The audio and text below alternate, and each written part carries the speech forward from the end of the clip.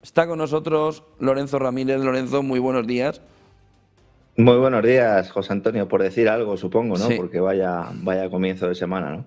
¿Quieres valorar lo que ha sucedido y sobre todo lo que va apareciendo también alrededor de lo que va a tener que desentrañarse, ¿no? ¿Qué es lo que ha sucedido? Porque decir que el accidente es extraño, pues es como No, no decir nada o peor, incluso.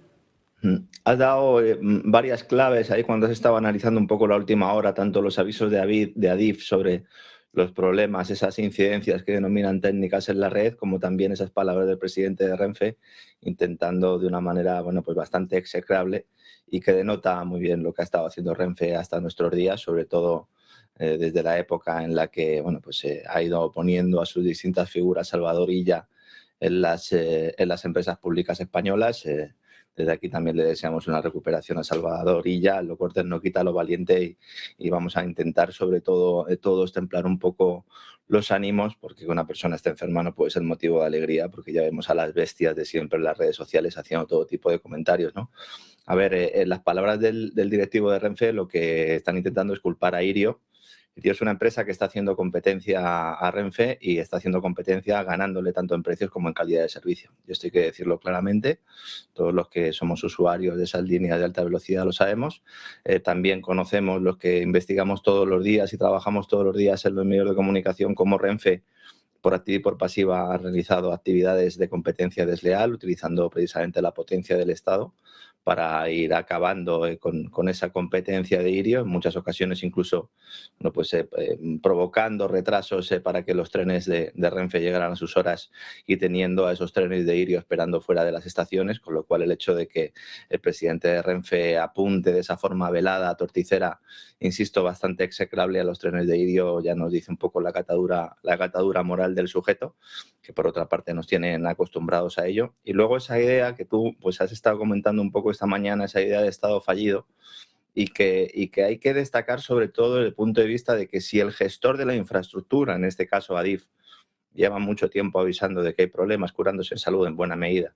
Si los maquinistas de Renfe publicaron o enviaron una carta al ministro hace unos meses, el pasado agosto, ya ha llovido, indicando que había problemas de velocidad en muchas de las vías porque muchos de los trenes bueno, pues tienen un peso para el cual no están preparados las propias vías. Si a eso añadimos el aumento de los trenes y de la frecuencia de los mismos en los últimos años, sobre todo en una línea, la de Madrid-Andalucía, o las líneas ligadas a Andalucía desde Madrid, que siempre han solido tener bastantes problemas, aunque paradójicamente al principio era la de Barcelona la que tenía más problemas. A lo largo de los años ha ido demostrando, sobre todo recientemente, que esa línea o esas líneas tienen muchos siniestros. Hay un déficit de inversión manifiesto. Desde el año 2009 se ha hundido prácticamente toda la inversión en el mantenimiento de una infraestructura al mismo tiempo que iba creciendo de la mano de esa mal llamada liberalización ferroviaria. Y aquí lo que tenemos es ante un fracaso, no ya de los técnicos, que eso, bueno, pues habrá que determinar responsabilidades y luego ver si ha habido algún tipo de negligencia. Evidentemente esto hasta que no se investigue, pero al final lo que hay que ir es un poco más arriba y analizar cuál es el sistema de planificación que tiene España en el ámbito logístico, en el ámbito de transporte, en el ámbito energético, que es absolutamente inexistente. Si te fijas en el accidente que podríamos denominar un poco similar, al menos así a bote pronto, que es el de Angrois, el del año 2013, al final acabaron empapelando al maquinista y a un directivo de Adif sin que hubiera ningún tipo de responsabilidad política. Lo primero que, en un país civilizado, lo primero que tiene que hacer un ministro en este contexto es presentar su dimisión de forma inmediata, ponerse a disposición de la justicia y a partir de ahí que se habrá una investigación, pero no puede seguir Óscar Puente como ministro de Transporte y el directivo de Renfe, después de las declaraciones que acaba de realizar, pues también tendría que irse a su casa. Digo, en un país normal, porque España hace ya mucho tiempo que dejó de ser un país normal. En todo caso, dejemos trabajar a esas comisiones de investigación y veremos hasta qué punto reciben presiones para que, como siempre, los políticos se vayan de rositas, que son los que parece que a la hora de realizar determinados elementos técnicos no tienen ningún tipo de responsabilidad, pero son los que cogen el dinero de un sitio para llevárselo a otro. Y ahora esas declaraciones tan cacareadas y tan destacadas de que hay que ir retirando dinero de los servicios públicos para dedicarlo a otros menesteres, pues al final lo que acaba todo esto, y lamentablemente tú sabes que yo soy muy crítico con esto, acaba siempre en sangre, en muerte y en destrucción.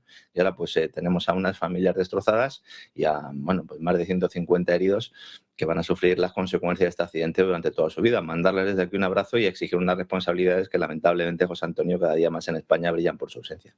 Terrible, es completamente terrible, Lorenzo. Yo en este punto yo no sé si ya la gente piensan, no lo sé, de que este sistema no funciona y de si tiene más sentido, Lorenzo, un gobierno de tecnócratas votados, pero de gente muy buena, ¿no? Tú puedes tener a un presidente que te haga la labor un poco de imagen, pero luego al frente de Renfe tienes que tener a un tío y de transportes que sepa de esto, que sea muy bueno, y de tener un gobierno de tecnócratas que nos levante el país, porque es que el país está hundido. Está hundido en Una una cosa es... depresión, Lorenzo, estamos todos deprimidos ya. Yo le decía esta mañana, yo ya no hace falta gritarle, Lorenzo, lo único que hay que decirle es, por favor, que se vaya. Pero Yo estamos deprimidos entiendo, y necesitamos un gobierno de gente que sepa hacer las cosas. Estamos hartos de inútiles y de gente que está ahí por tener un carné político. Queremos gente muy buena, gestionándonos el dineral que nos cuestan.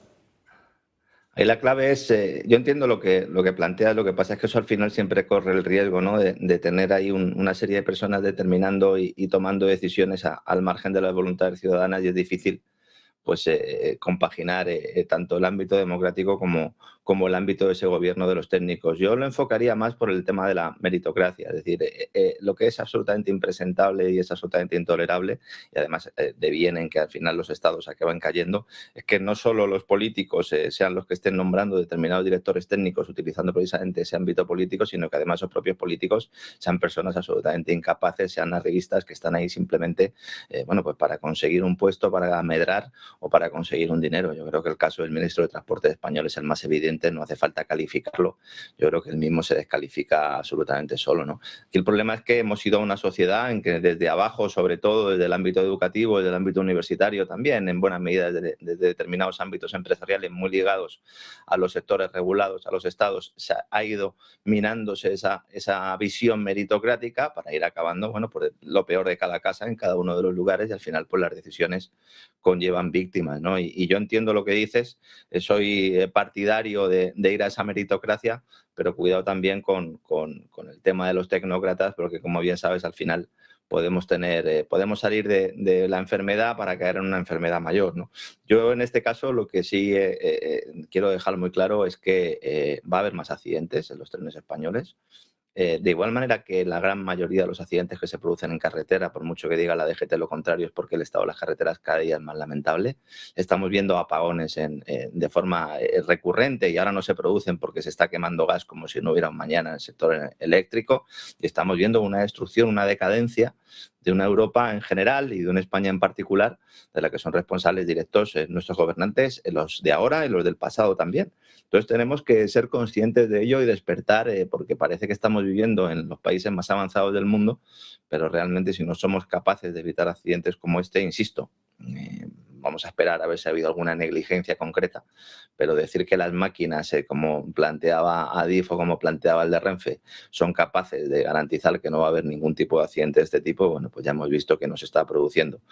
Y luego, pues no solo en el ámbito logístico, en el ámbito energético, fíjate el tema sanitario, ¿no? El escándalo que tuvimos en Andalucía con el tema de los diagnósticos del cáncer de mama y la situación actual en la que, ¿no? Por ponerte un ejemplo personal, una persona con una esofagitis, un niño que tiene dificultades para tragar, ha tenido que esperar en mi familia casi 6 meses a que le hagan una prueba para poder determinar lo que le está ocurriendo, ¿no? Vivimos en un país que se está deshaciendo como un azucarillo, y si respaldamos este sistema, pues desde luego vamos a ser cómplices de este fenómeno, ¿no? Dame un minuto porque nos tenemos que ir a Atocha, si me puedes esperar, y entramos en Sí, claro, Groenlandia. claro. Nos vamos a ir enseguida, pero ojo, hay dos noticias de última hora importante. Una, Sánchez, todo parece indicar, por las últimas horas que están llegando, que cancela el viaje a Davos. No va a viajar al Foro Económico de Davos. Y por otro lado, Japón acaba de disolver el Parlamento. Con fecha 23 de enero va a haber elecciones en Japón. Lo acaba de hacer Takaichi. Está en Atocha nuestra compañera Valeria Gómez con Emergencias. Valeria, todo tuyo, cuéntanos. Pues sí, José, aquí estamos con Almudena Crespo, jefa de guardia de los servicios de SUMA. Almudena, cuéntanos la última hora de información que tenéis al respecto. Pues ahora mismo tampoco tenemos mucha información. En la última reunión que ha habido ya nos han comunicado que había que ir retirando recursos porque ya no iban a volver más, no venían más autobuses. De momento se ha ofrecido por parte de Renfe tanto a familiares como a viajeros del tren que si necesitan cualquier cosa que vengan aquí están puestos los psicólogos tanto de Renfe como los nuestros para atender a las familias, pero de momento estamos un poco a la expectativa de si vienen o no vienen, pero bueno, vamos a seguir aquí. Dentro de todo el caos estábamos viendo dos autobuses al menos ya para poder desplazar a las familias hacia Andalucía, ¿cierto? Pues la verdad que lo desconozco, pero podría ser, porque hay muchas familias que tampoco quieren venir aquí, que quieren irse a Córdoba a ver lo que hay, entonces es posible. ¿Cuántas familias habéis atendido aquí en Atocha? Nosotros hemos atendido a lo largo de toda la noche a 9 personas y ahora mismo estamos atendiendo, que ya se la había visto inicialmente, a otro familiar que no localiza a su hermano. ¿Cuál es el mensaje que les dais desde Suma?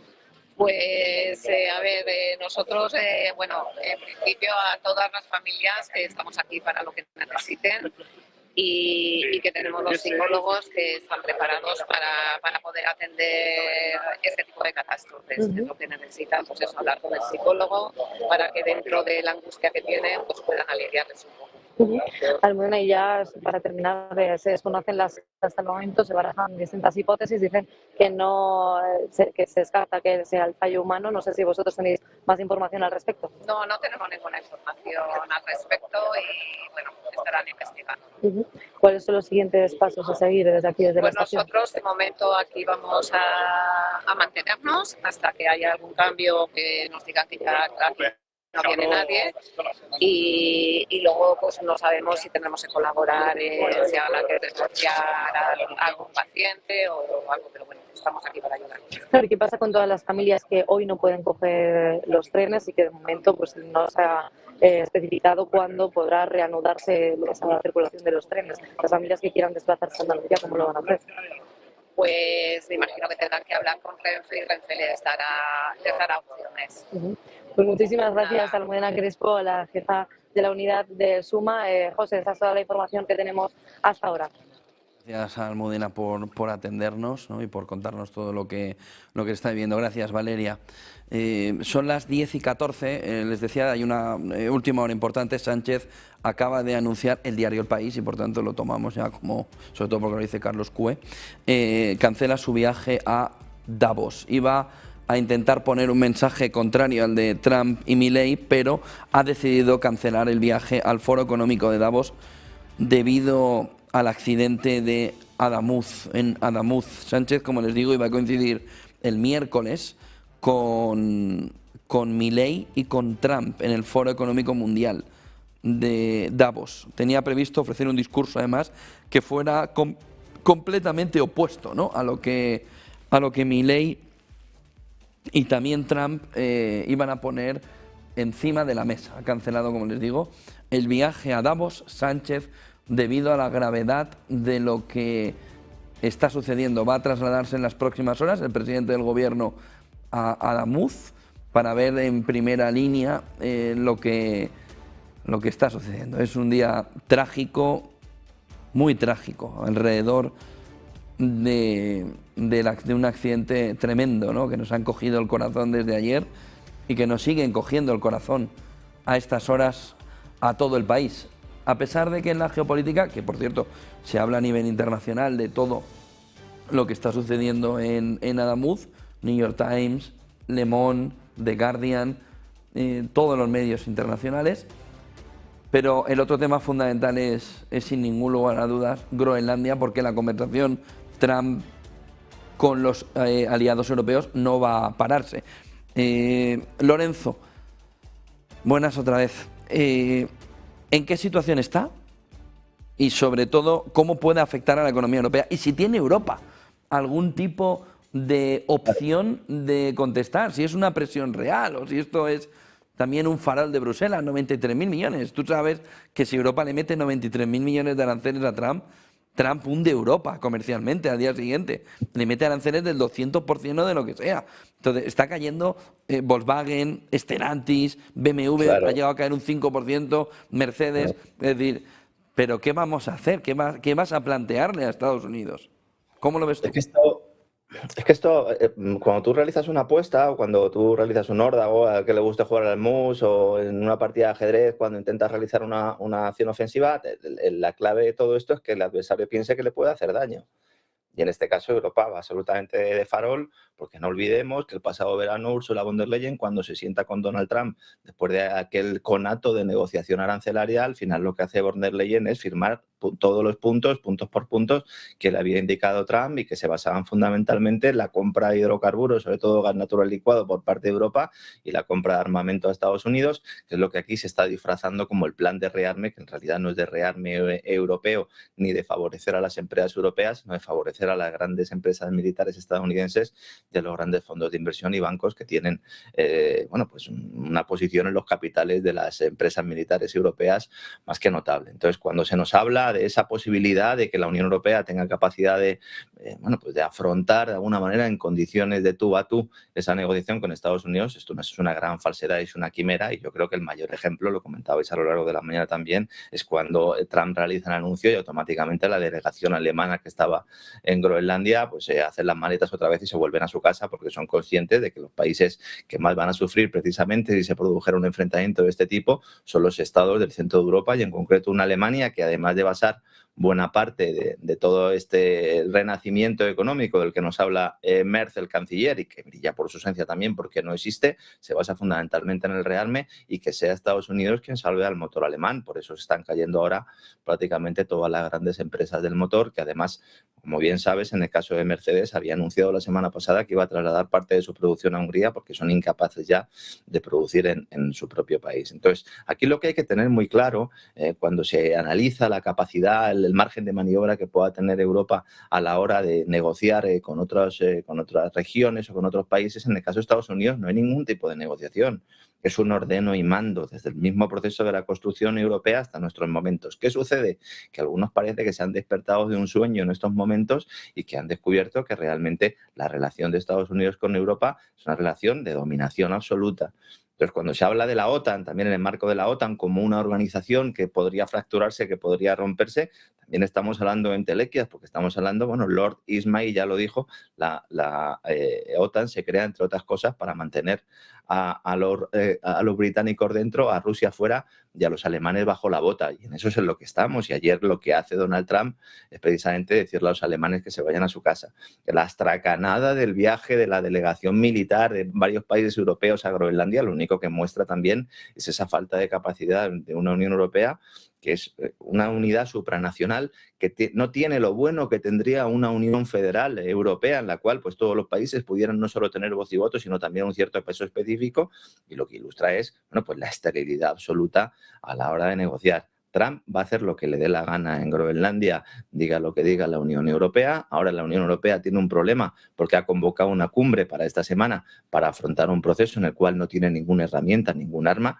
Ya se vuelve a hablar otra vez eso de que vamos a dejarles de comprar Bourbon, de que vamos a dejar de comprarles Harley Davidson, cuando realmente Estados Unidos tiene muy claro que sin el gas natural licuado norteamericano la industria europea no va a poder sobrevivir, y que además pues todo ese armamento que sale de las fábricas de las Lockheed Martin, de las Boeing, etcétera, etcétera, de las Halliburton, van a acabar en suelo europeo sí o sí. En estos momentos el mayor comprador de armas de Estados Unidos no es Israel, sino que es Europa. Entonces aquí se está montando un debate completamente artificial, que yo entiendo que se produzca, porque si no, pues realmente Ursula von der Leyen, ¿qué va a hacer? Y hablabas muy bien en relación con el foro de Davos y de esa presencia de Sánchez, uno de los focos desde el punto de vista español iba a ser ese, y el otro es, pues esa conversación o ese tono entre la propia Ursula von der Leyen y Donald Trump, que seguramente se enganchen, si no directamente a través de sus discursos, un evento que además va a aprovechar Trump pues para manifestar que tiene el control absolutamente de la situación, ¿no? Parece que algunos se han dado cuenta ahora de lo que es la política imperialista norteamericana,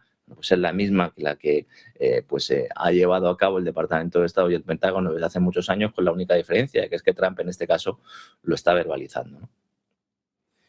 Davos, llega Davos, llega Trump, Milei, pues las élites globalistas, todo lo que ya conocemos, estos que nos querían meter el gran reseteo, y se van a comer un nuevo orden mundial que yo no sé si es el que ellos querían, Igual sí, ¿eh? Bueno, yo lo que les recomendaría a todos ellos es que se cojan el documento de seguridad nacional de Donald Trump y a lo mejor pues se ahorran el viaje, a no ser que luego quieran hacer otro tipo de cosas y asistir a otro tipo de agapes en el foro de Davos, porque hay que decir, los que hemos estudiado el foro de Davos y lo llevamos haciendo desde hace mucho tiempo, tú has estado allí incluso y lo has visto, allí hay un foro de Davos A y otro foro de Davos B. El A serían las conferencias públicas y el B pues son las reuniones, los agapes, las cenas que se celebran para poner y quitar presidentes, para poner y quitar primeros ministros.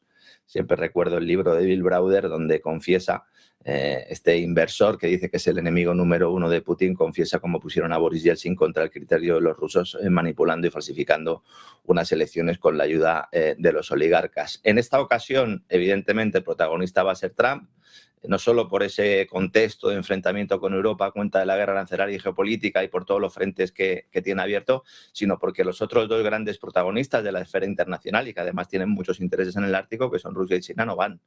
Es decir, va el viceprimer ministro chino, pero no va Xi Jinping y evidentemente Vladimir Putin tampoco, ¿no? Y no mandan a sus primeros espadas a la aquelarre globalista que se celebra cada año en la ciudad suiza, cuna del Foro Económico Mundial, creado por ese insigne hombre Klaus Schwab, que gestó esta organización de supuestos filántropos que juegan a ser dioses, y lo gestó, y esto muy poca gente lo sabe, en un programa de la Universidad de Harvard en los años 70 del pasado siglo, en un programa financiado por la CIA y dirigido por Henry Kissinger. Es decir, el Foro Económico Mundial también es una creación de Estados Unidos, impulsado además por John Kenneth Galbraith y por el ideólogo bélico de la época nuclear Herman Kahn, un judío también norteamericano que estaba también pues dentro de estos círculos de poder y que defendía ya en aquel momento que la solución preferida para las relaciones que debían marcar la agenda entre Europa y Estados Unidos era la creación de una Unión Europea total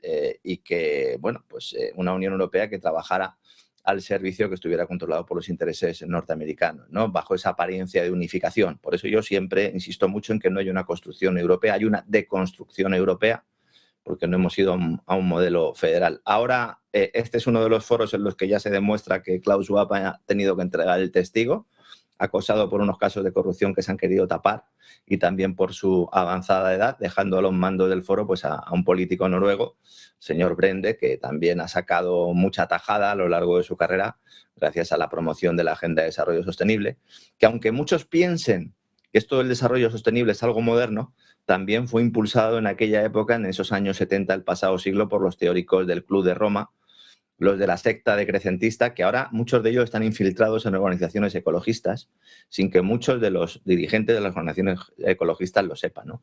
Es verdad que el Foro de Davos ha ido mutando, poco a poco ha ido mostrando su verdadera cara. En el momento del COVID, ¿no? Pues fue cuando fueron las grandes estrellas con aquel proyecto del Gran Reseteo.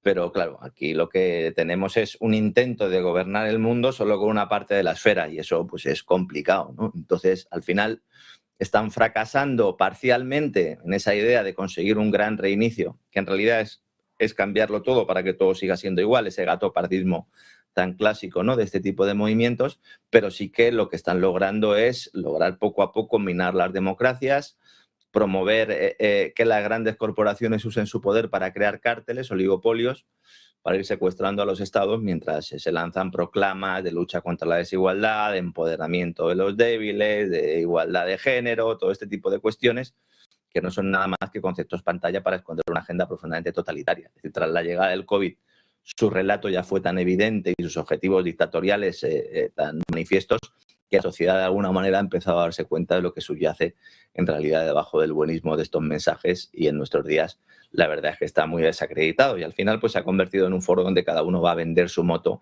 y donde cada uno va a vender su negocio. En el plano político, como decíamos antes, con ese Trump de absoluta estrella y ver a ver qué dice von der Leyen, que últimamente ha querido posicionarse también en la esfera pública, y luego pues unos empresarios o empresarios, como digo yo, que lo que hacen en lugar de dar bienes y servicios al menor coste y en un ámbito de competencia, lo que quieren es acceder a los presupuestos públicos. Y la verdad es que en esto ellos sí que están teniendo bastante éxito, José Antonio.